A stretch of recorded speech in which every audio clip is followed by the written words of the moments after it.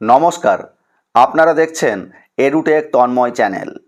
আজকে আমরা জানব পোস্টাল ব্যালটে ভোট দেওয়ার জন্য ফর্ম 12 কিভাবে ফিল আপ করতে হয়।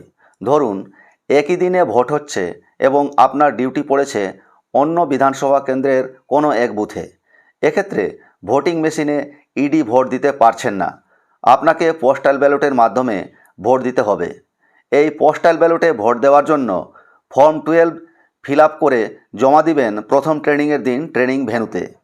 আপনার বাড়ির ঠিকানায় পোস্টাল ব্যালট পাঠানো হবে। এবার আমরা ফর্ম 12 ফিল আপ করা দেখব।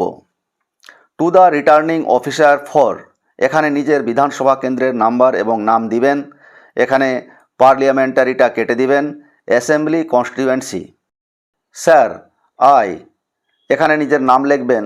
সন অফ বা ডটার অফ যেটা হবে সেটা দিবেন।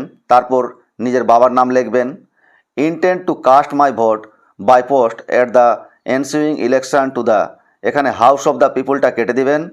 ফ্রম দ্য, এখানে নিজের বিধানসভা কেন্দ্রের নাম্বার এবং নাম লিখবেন। Assembly constituency. My name is entered at, এখানে ভোটার লিস্ট থেকে নিজের সিরিয়াল নাম্বার এবং পার্ট নাম্বার ভালো করে বসাবেন। Of the electoral roll for, এখানে নিজের বিধানসভা কেন্দ্রের নাম্বার এবং নাম দিবেন।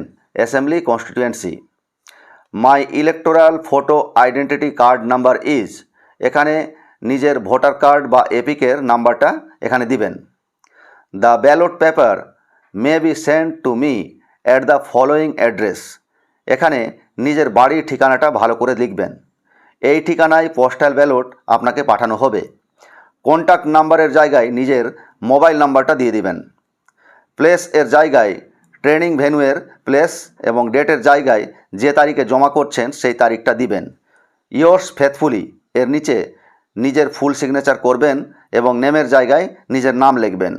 এইভাবে ফর্ম 12 ফিল আপ করে এর সাথে ফার্স্ট ট্রেনিংয়ের অ্যাপয়েন্টমেন্ট লেটারের জেরক্স এবং ভোটার কার্ডের জেরক্স সহ প্রথম ট্রেনিংয়ের দিন ট্রেনিং ভেন্যুতে এই ফর্ম 12টা জমা করবেন।